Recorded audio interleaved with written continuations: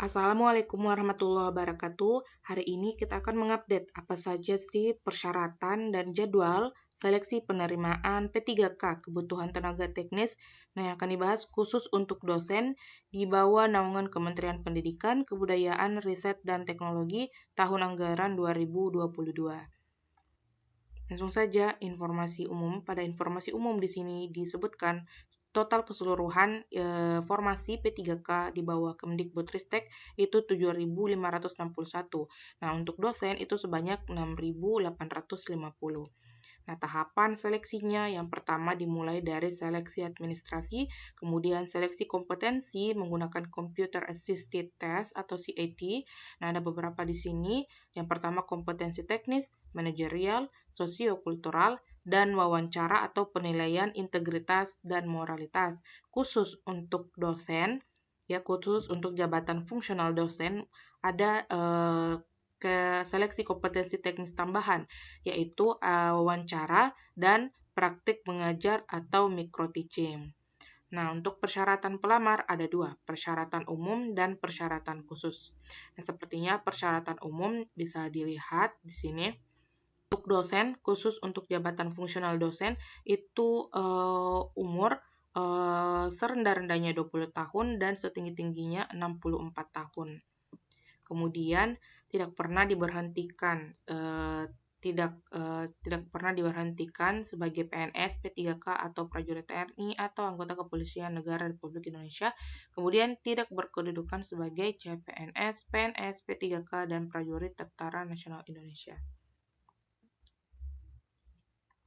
Selanjutnya, ada persyaratan khusus untuk lulusan perguruan tinggi dalam negeri itu memiliki ijazah yang terakreditasi BAN PT atau Pusdiknakes. Selanjutnya, untuk lulusan perguruan tinggi luar negeri telah memperoleh surat keputusan penyetaraan ijazah dari kementerian yang menyelenggarakan urusan pemerintahan di bidang pendidikan. Kemudian untuk IPK jabatan fungsional dosen itu minimal 3,0 dengan skala 4,0. Dibuktikan dengan transkrip nilai yang diterbitkan secara sah oleh perguruan tinggi pelamar. Nah, persyaratan khusus tambahan untuk jabatan fungsional dosen. Untuk jabatan fungsional asisten ahli dosen, persyaratan wajib tambahan yaitu memiliki pengalaman mengajar minimal 2 tahun di perguruan tinggi yang dibuktikan dengan surat keterangan pengalaman kerja dengan rekomendasi berkinerja baik. Sedangkan untuk jabatan fungsional lektor dosen, memiliki pengalaman mengajar di perguruan tinggi yang dibuktikan dengan surat keterangan pengalaman kerja dengan rekomendasi berkinerja baik dengan ketentuan nomor 1, minimal 3 tahun untuk kualifikasi pendidikan S3 atau doktor. Kemudian yang kedua, minimal 5 tahun untuk kualifikasi pendidikan S2 atau magister. Nah, kemudian syarat yang kedua untuk jabatan fungsional lektor itu harus memiliki artikel ilmiah yang dipublikasikan di jurnal nasional terakreditasi, minimal memuat judul, nama penulis, dan tautan atau link artikel ilmiah yang dipublikasikan atau karya yang mendapatkan perlindungan hukum oleh negara atau granted berjumlah 1. Nah, untuk jabatan lektor kepala atau dosen, persyaratannya ada beberapa. Yang pertama, memiliki pengalaman mengajar minimal 5 tahun di perguruan tinggi yang dibuktikan dengan surat keterangan pengalaman kerja dengan rekomendasi berkinerja baik. Kemudian, memiliki artikel ilmiah yang dipublikasikan di jurnal nasional terakreditasi, minimal memuat judul, nama penulis, dan tautan atau link artikel ilmiah dipublikasikan, atau karya yang mendapatkan perlindungan hukum oleh negara atau granted berjumlah 2. Kemudian memiliki karya ilmiah yang dipublikasikan pada jurnal internasional, atau minimal memuat judul, nama penulis, dan tautan atau link artikel ilmiah dipublikasikan, atau yang salah satunya sebagai penulis pertama berjumlah 2. Nah, itu tadi persyaratan wajib tambahan. Kemudian rencana penjadwalan. Nah, rencana penjadwalan yang pertama ini pengumuman tentang penerimaan P3K di portal nasional dan portal Kemdikbudristek. Itu dilaksanakan pada tanggal 20 Desember sampai pada tanggal 3 Januari 2023. Kemudian pendaftaran melalui P3K online di portal nasional dilaksanakan pada tanggal 21 Desember 2022 sampai tanggal 6 Januari 2023. Kemudian pengumuman hasil seleksi administrasi pada tanggal 12 sampai dengan 15 Januari 2023. Kemudian masa sanggah administrasi yaitu 16 sampai tanggal 18 Januari 2023. Kemudian masa jawab sanggah administrasi yaitu 15 sampai tanggal 25 Januari 2023. Kemudian pengumuman hasil verifikasi sanggah administrasi yaitu 26 sampai tanggal 28 Januari 2023. Kemudian pemilihan titik lokasi ujian dan pencetakan kartu peserta tanggal 18 sampai dengan tanggal 22 Februari 2023. Kemudian pengumuman daftar peserta, waktu dan tempat seleksi kompetensi CAT itu tanggal 2 sampai 7 Maret 2023. Pelaksanaan seleksi kompetensi itu pada tanggal 10 sampai dengan 19 Maret 2023. Kemudian pengumuman daftar seleksi kompetensi teknis tambahan untuk kebutuhan tenaga teknis jabatan fungsional dosen itu tanggal 25 Maret 2023. Kemudian pelaksanaan seleksi teknis tambahan untuk kebutuhan tenaga teknis jabatan fungsional dosen itu tanggal 31 Maret sampai dengan 6 April 2023. Pengumuman hasil akhir seleksi itu tanggal 9 sampai dengan 11 April 2023. Masa sanggah hasil akhir 12 sampai dengan 14 April 2023. Kemudian jawab sanggah hasil akhir seleksi tanggal 14 sampai dengan 20 April 2023. Kemudian pengumuman sanggah hasil akhir seleksi yaitu tanggal 27 sampai dengan 29 April 2023. Kemudian pengisian DRH NIP 3K yaitu 30 April sampai dengan 22 Mei 2023. Kemudian usul penetapan NIP 3K itu tanggal 23 Mei sampai tanggal 20 Juni 2023. Nah, di sini ada pesan di bawah, jadwal ini dapat berubah sesuai dengan penetapan jadwal Panselnas. Dimohon pelamar untuk selalu memantau perkembangan informasi melalui laman casn.kemdikbud.go.id. Jadi, jadwalnya harus selalu dipantau karena jadwal ini dapat saja berubah sesuai dengan jadwal penetapan oleh Panselnas. Nah, kemudian tata cara pendaftaran. Nah, ini harus dicermati baik-baik. Nah, pelamar wajib memiliki alamat email yang aktif, jadi alamat emailnya itu dapat diakses. Kemudian yang kedua, pelamar wajib melakukan pendaftaran atau registrasi secara online melalui portal nasional di laman sscasnbkn.go.id. Kemudian yang nomor 3, kemudian pelamar melakukan login ke portal sscasn dengan menggunakan NIK atau KK-nya. NIK dan KK ya. Kemudian dokumen. Nah, untuk dokumen di sini yang pertama, surat lamaran yang diketik menggunakan komputer. Jadi surat lamarannya itu diketik, ditujukan kepada Menteri Pendidikan, Kebudayaan, Riset dan Teknologi, diberi tanggal sesuai pendaftaran. Jadi tanggalnya sesuai tanggal pendaftaran. Ditandatangani, tanda tangan basah, serta dibubuhi materi tempel. Jadi materinya ada 2 jenis ini yang bisa digunakan, yaitu yang pertama materi tempel atau menggunakan e-materi atau materi elektronik. Materinya harus materi 10.000. Jangan menggunakan materi yang lain, pokoknya harus materi yang 10.000. Nah, yang diterbitkan dan didistribusikan oleh Perum Percetakan Uang Republik Indonesia. Jadi materinya harus materi yang resmi. Itu format surat lamaran sudah ada, jadi bisa di-download di laman casn.kemdikbud.go.id.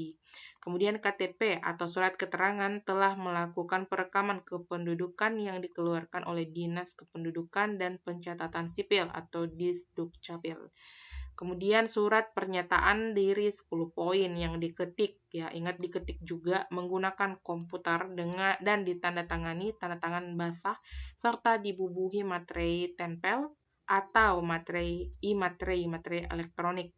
Materinya harus yang 10.000 juga yang diterbitkan dan didistribusikan oleh peruri. Untuk format surat pernyataan diri, ya yang 10 poin ini dapat diunduh juga di cisn.kemdikbud.go.id.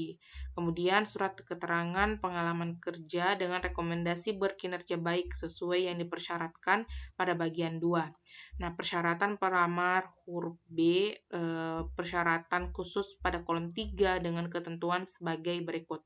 Yang pertama, surat keterangan pengalaman kerja dengan rekomendasi berkinerja baik ditandatangani oleh, nah, paling rendah pejabat pimpinan tinggi pertama bagi pelamar yang memiliki pengalaman bekerja pada instansi pemerintah, atau paling rendah direktur atau kepala divisi yang membidangi sumber daya manusia atau human resource development bagi pelamar yang memiliki pengalaman bekerja pada perusahaan swasta atau lembaga swadaya non-pemerintah atau yayasan.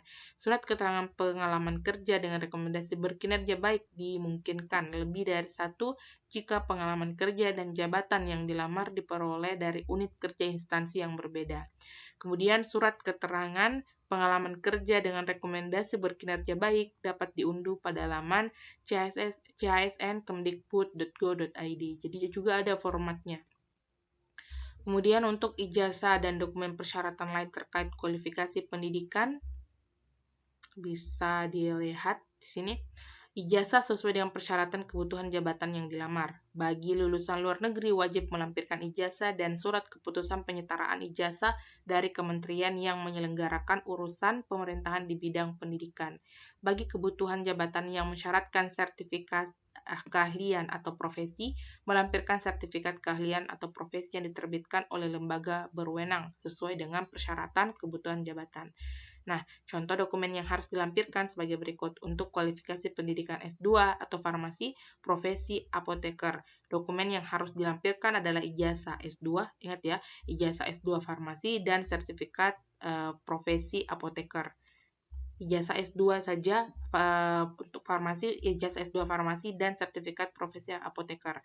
Kemudian kualifikasi pendidikan S2 elektronik. Nah, kalau misalnya kualifikasi pendidikan diminta, kualifikasi pendidikan S2 elektronik, konsentrasi sistem tenaga listrik. Dokumen apa yang diunggah? Itu dokumen yang dilampirkan itu berupa ijazah S2 teknik elektro dengan mencantumkan informasi konsentrasi sistem tenaga listrik pada ijazah atau transkrip nilai. Kemudian ijazah dan dokumen persyaratan lain terkait kualifikasi pendidikan diunggah dalam satu file. Ingat, ijazah dan dokumen persyaratan lain terkait kualifikasi pendidikan diunggah dalam satu file. Kemudian surat keterangan lulus SKL ijazah sementara tidak dapat digunakan untuk melamar. Jadi hanya ijazah saja ya. Surat keterangan lulus itu tidak dapat digunakan. Kemudian transkrip nilai bagi lulusan dalam negeri melampirkan transkrip nilai sesuai persyaratan kebutuhan jabatan yang dilamar. Kemudian bagi lulusan luar negeri melampirkan transkrip nilai dan surat keputusan hasil konversi nilai indeks prestasi kumulatif dari kementerian yang menyelenggarakan urusan pemerintahan di bidang pendidikan tinggi. Nah, apabila tidak dapat melampirkan transkrip nilai, maka wajib melampirkan surat keterangan dari perguruan tinggi asal yang menyatakan bahwa program yang diambil adalah program berbasis riset atau by research. Kemudian pas foto. Pas foto terbaru menggunakan pakaian formal dengan latar belakang merah. Nah, pas foto juga jangan diremehkan ya, teman-teman. Pas foto yang diminta di sini itu berpakaian formal dengan latar belakang merah.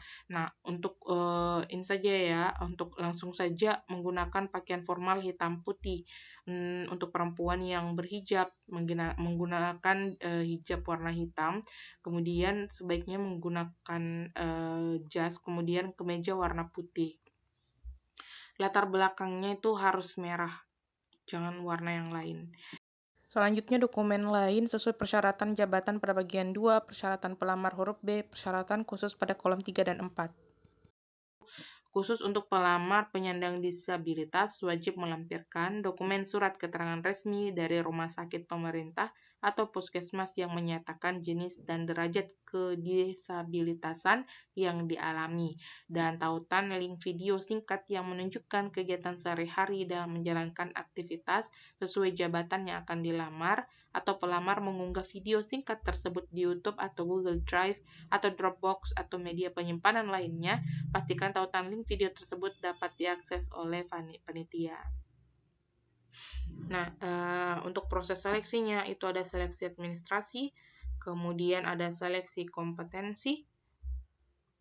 Untuk seleksi kompetensi itu untuk jabatan fungsional dosen itu terdiri atas kompetensi teknis, kompetensi manajerial, kompetensi sosial kultural, kemudian ada wawancara atau penilaian integritas dan moralitas, kemudian ada kompetensi teknis tambahan berupa wawancara dan praktik mengajar atau micro teaching.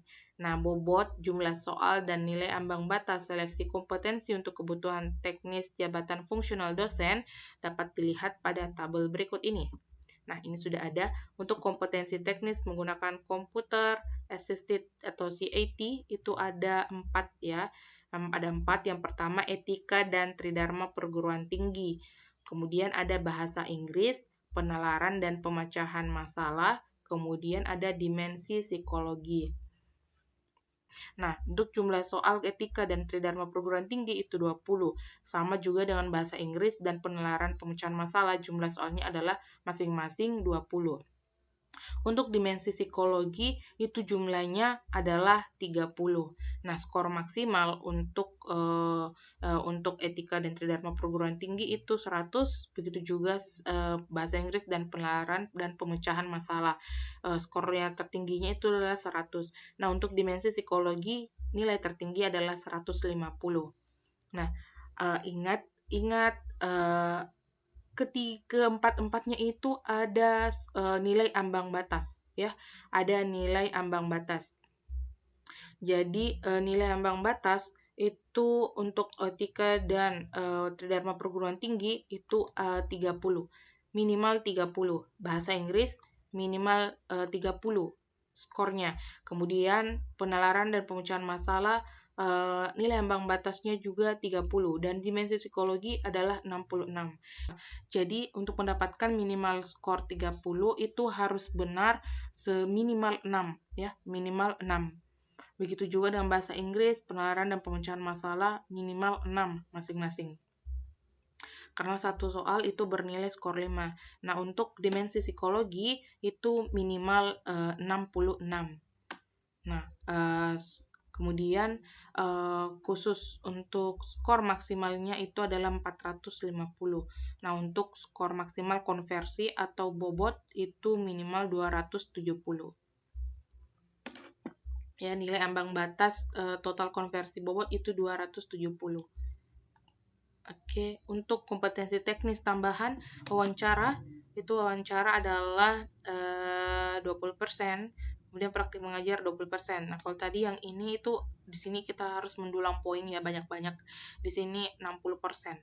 Kemudian untuk wawancara ya ada 20% diambil dari wawancara itu, jumlah soalnya 5. Kemudian praktik mengajar juga 5. Kemudian skor minimal ya, skor maksimal itu adalah 25. Kemudian praktik mengajar itu maksimal juga 25. Nah, untuk nilai ambang batasnya 12,5. Ini cukup tinggi ya, dari skor maksimal 25 itu passing grade-nya tinggi, yaitu 12,5. Nah, kemudian untuk praktik mengajar atau micro teaching sama juga. Dari skor maksimal 12,5 dari skor 25 itu skor ambang batasnya adalah skor ambang batasnya itu 12,5. Dikonversi itu 225. Ini konversinya. Nah, kemudian untuk kompetensi manajerial, kompetensi sosial kultural, dan wawancara penilaian integritas dan moralitas. Nah, ini sesuai dengan ketetapan Panselnas. Nilai ambang batas untuk kebutuhan jabatan fungsional dosen terdiri atas nilai ambang batas masing-masing subtes per subtes. dan nilai ambang batas keseluruhan subtes total. Jadi harus lulus per subtes karena masing-masing ada nilai ambang batasnya, barulah kemudian nanti diakumulasi nilainya. Jadi harus maksimal pada setiap bagian. Etika dan tridharma perguruan tinggi, bahasa Inggris, penalaran dan pemecahan masalah, dimensi psikologi, kemudian di bagian wawancara, kemudian praktik mengajar atau micro teaching, itu harus maksimal semuanya. Oke, sepertinya itu saja yang bisa saya tambahkan di bagian bobot dan jumlah soal dan nilai ambang batas ini. Nah, kalau misalnya teman-teman ada pertanyaan atau ingin berdiskusi, silakan diklik di kolom komentar di bawah. Oke, sekian video ini. Sukses untuk Bapak Ibu yang mendaftar. Semoga dimudahkan. Semoga ini tahunnya untuk lulus. Semoga sudah rezekinya. Amin, amin ya rabbal alamin. Oke, sekian. Assalamualaikum warahmatullahi wabarakatuh.